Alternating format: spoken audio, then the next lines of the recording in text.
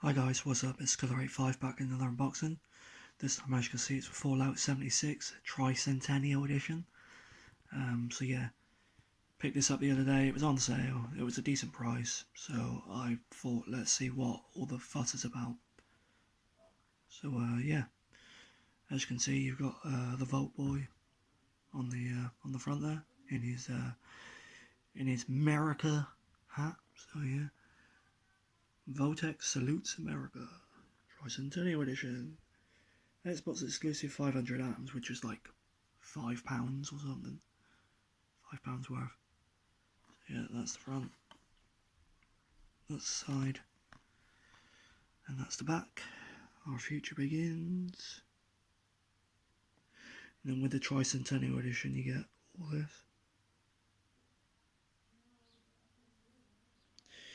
And the install size up to 55 gig, 4K Ultra HD, blah blah blah blah blah. So inside, I really like the disc art. It's really nice. We have the disc. We have a code for the Tricentennial stuff, which has already been redeemed.